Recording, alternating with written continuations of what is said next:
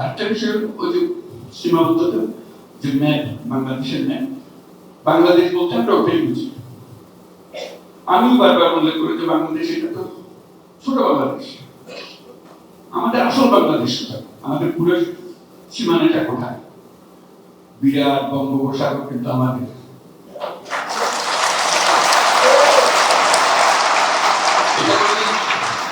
এটা কোনোদিন স্কুলের ছেলে মেয়েদেরকে বোঝায় না, কলেজ বিশ্ববিদ্যালয়ের ছেলে মেয়েদেরকে বোঝায় না। ম্যাপটা একে বাংলাদেশ শেষ, বাংলাদেশ শেষ হয়নি। বাংলাদেশের মাত্র অর্ধেক দিকে, বাকি অর্ধেক সমুদ্র, বিশাল।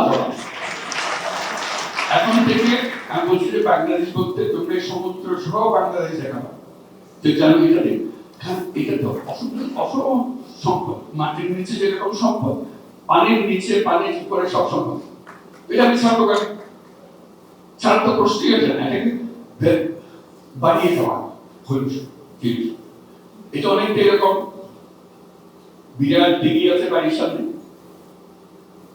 মাঝে মাঝে গিয়ে আমি খুশি দিয়ে একটা মাছ ধরি, কিন্তু পুরো দিঘি মাছে করছি, একটা জাল ফেলি না। মনে হয়েছে এটা শুধু পারে করে বসে একটা বসে দিয়ে মাছ ধরেন।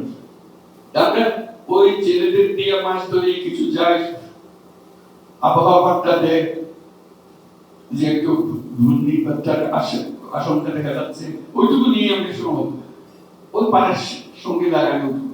এত বড় মহাসমুদ্র যে আমার সামনে রয়ে গেছে, আমাদের চিন্তার মধ্যে বসে।